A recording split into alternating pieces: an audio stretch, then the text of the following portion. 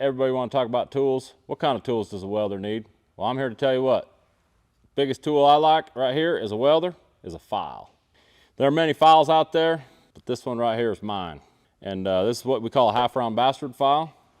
This end of the file is the tang. Sometimes I sharpen that tang so I can stab things with it, like on the right ends of the pipe. A lot of times they'll have a little plastic cap. Getting those caps off can be kind of tough.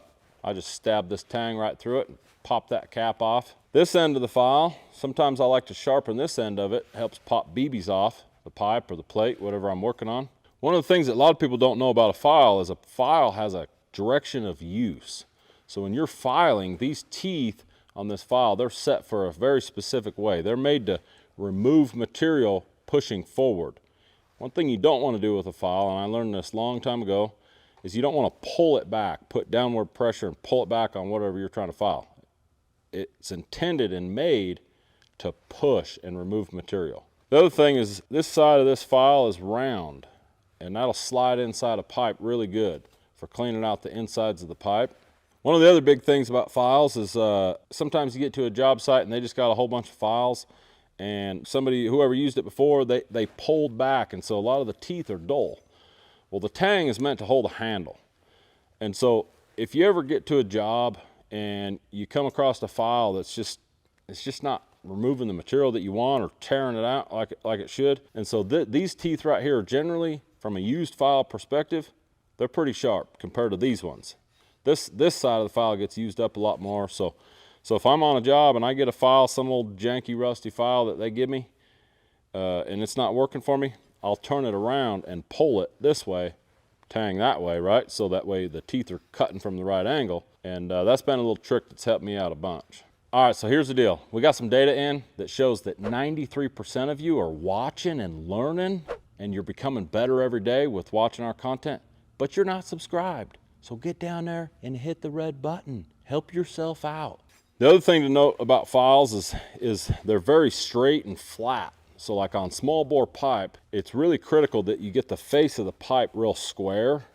And one of the ways that you can do that is by putting the face of the file on there. If there's a little high spot in that landing or the face of the pipe before you weld it, you're going to find it with a file, because a file is really straight, smooth, it's square. It's going to tell you by setting that file on that land, the face of the pipe, it's going to tell you if it's a little bit out of square or got some bumps or waves in the bevel. So file has a lot of uses.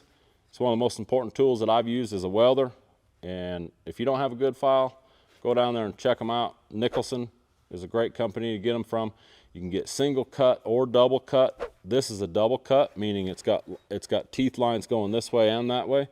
A single cut file just has lines going one way.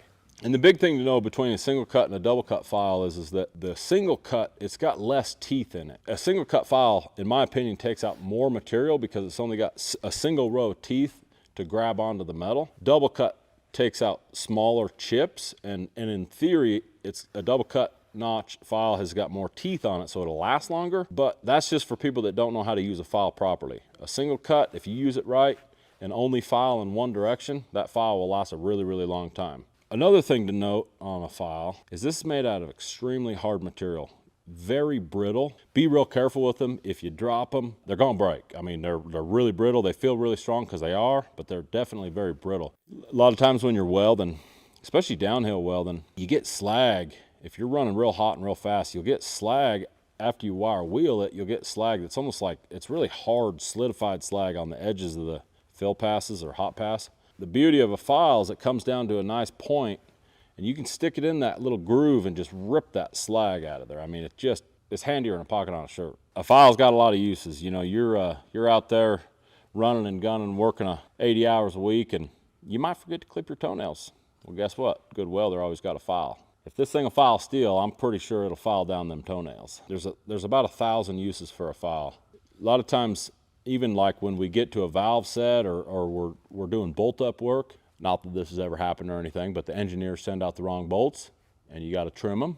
Well, when you cut them, you leave a little burr on the end there, and it makes it hard for the nut to get threaded onto that bolt.